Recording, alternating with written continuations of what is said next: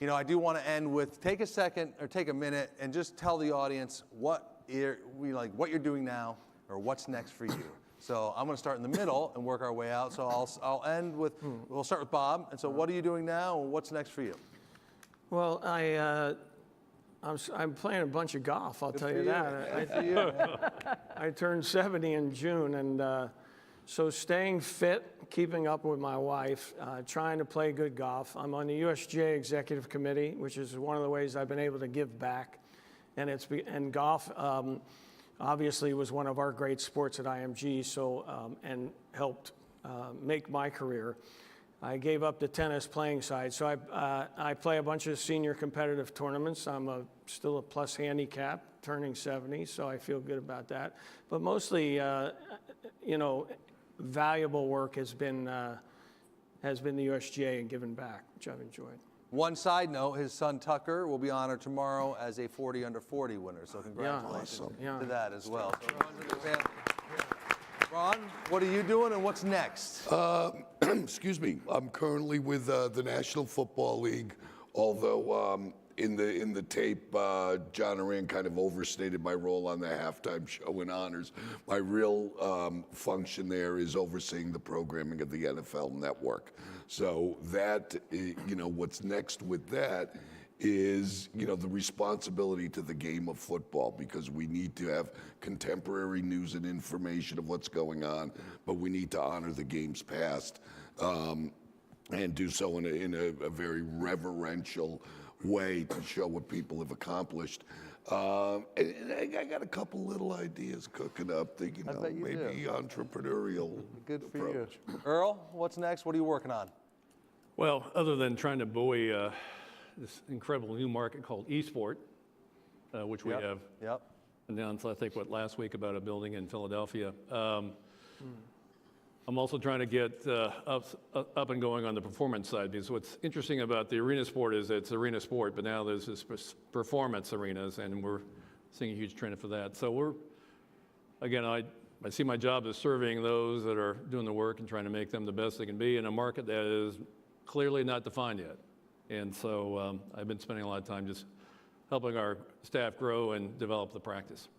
Buffy, I know you don't slow down because I see you at a lot of events and are on the road a lot, but what are you doing and what's next for you? So last year we launched a lot more diversity tools onto Teamwork Online. And one of the diversity tools that we put on is a gender bias job description analyzer, because words in job descriptions matter, and they matter to women and to men. And if you can create a job description that is a little more appealing to women, you may end up getting more women.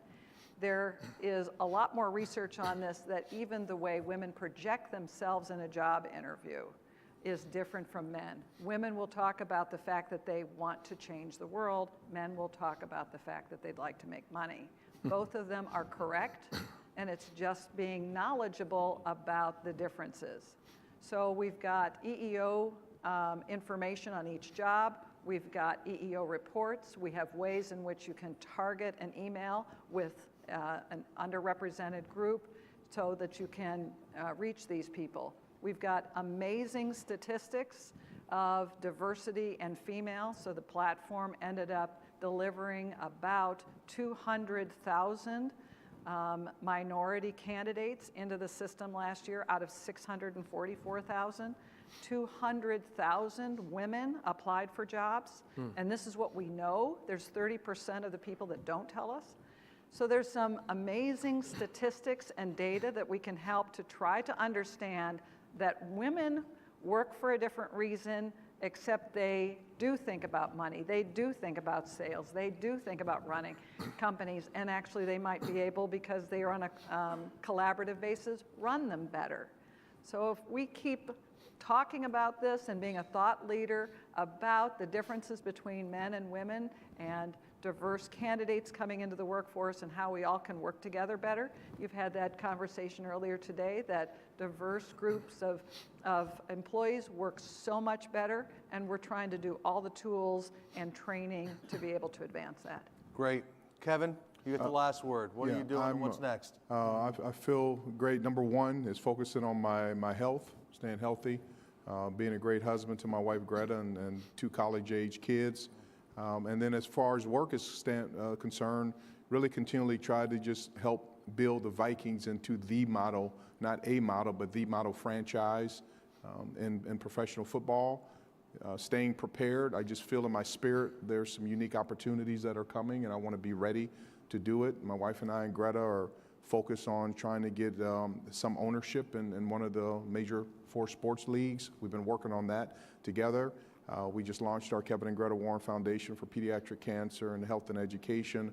And then we have a book coming out later this year I have called Build Your Own Pool. It's just about my journey from my accident and me building our pool as a kid from the lawsuit money that I received and spent the majority of it to build a pool, and which got me back to being healthy again. Right, So because you had to swim. a lot of swim, and so it's a lot going on. So that's the way I like it. Stay busy and be uncomfortably comfortable. And you got a Final Four in your city this weekend. That's right, yeah. In a great building. So